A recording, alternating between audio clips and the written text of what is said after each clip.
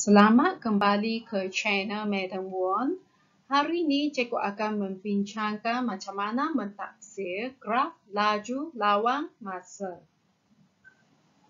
Untuk garisan PQ, kelajuan objek bertambah dari U meter per saat ke V meter per saat. Kadar perubahan laju terhadap masa bernilai positif sebab keturunan bernilai positif. QR, garis yang mendatar ini, tidak ada perubahan laju terhadap masa. Keturunan adalah sifar. Objek bergerak dengan laju seragam. Garis RS pula, kelajuan objek berkurang. Kadar perubahan laju terhadap masa bernilai negatif.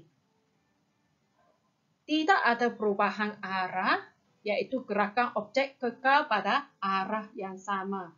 Jadi dia tak sama dengan graf jarak lawan masa. Kalau graf jarak lawan masa, kalau graf dia turun, maksudnya arah gerakan objek itu telah bertukar. Bahagian ini kita panggil dia niah pecutan sebab kelajuan objek berkurang.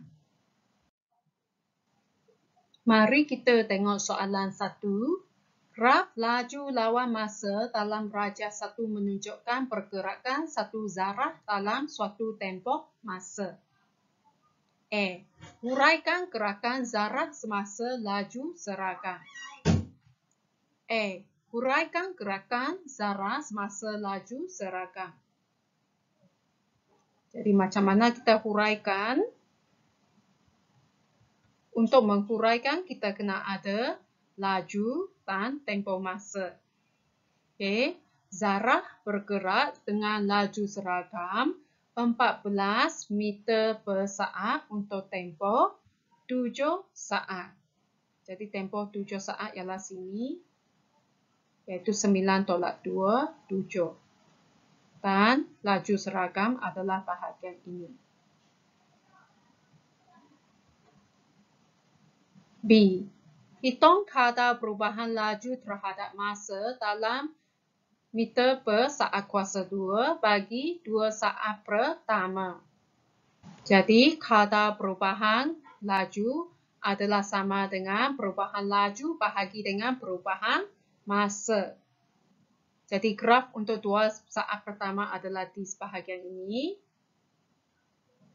Jadi, perubahan laju adalah sama dengan 14.3 dan masa adalah 2.0.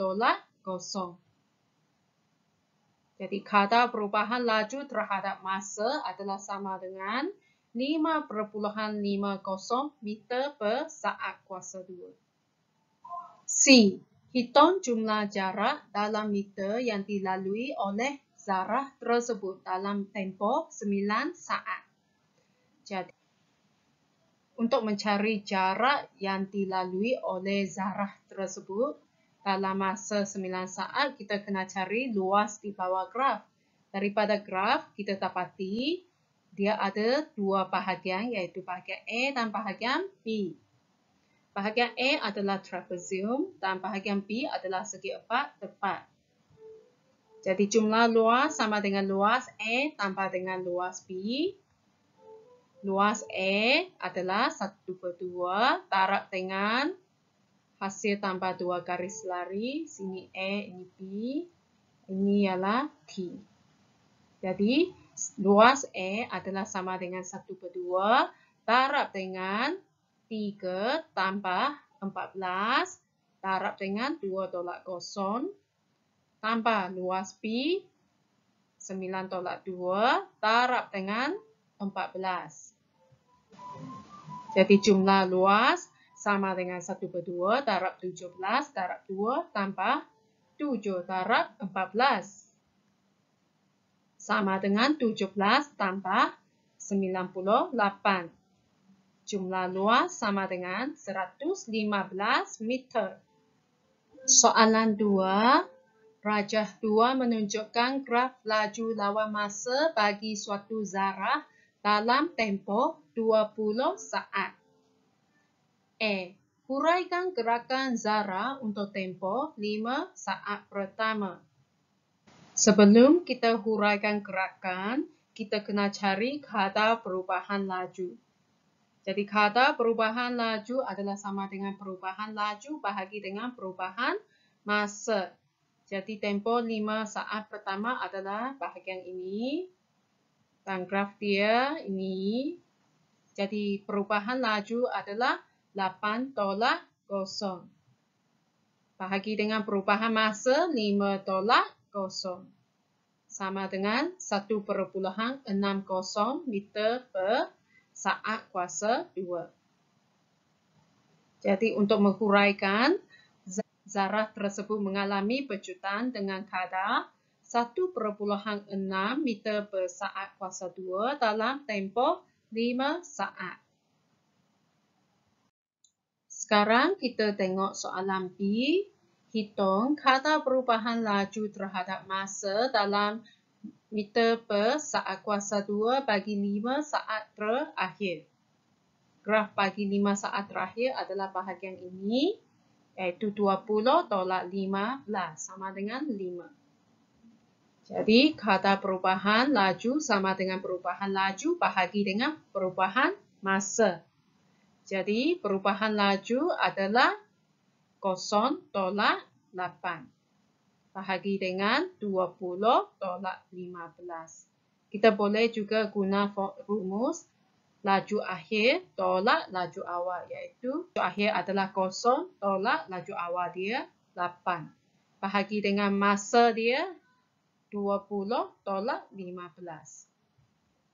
Jadi jawapan sama dengan negatif 8/5 meter per saat kuasa 2. Jadi ini kalau kita tengok dia ada negatif sebab dia mengalami nyah pecutan.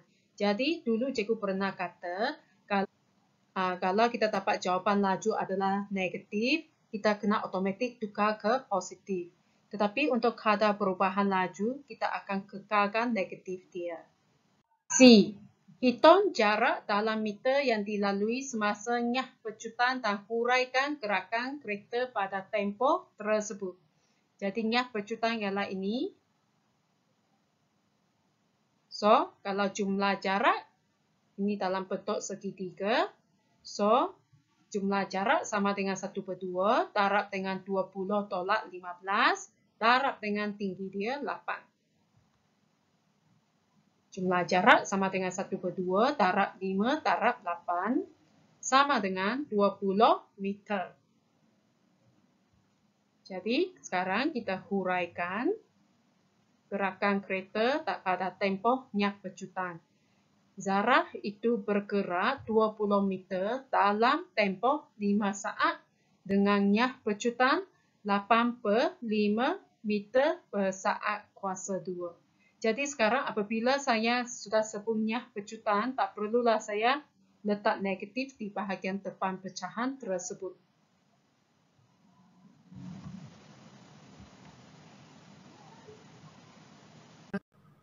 Sekiranya anda rasa video ini membantu, sila tekan like dan subscribe channel Madam Wan. Terima kasih.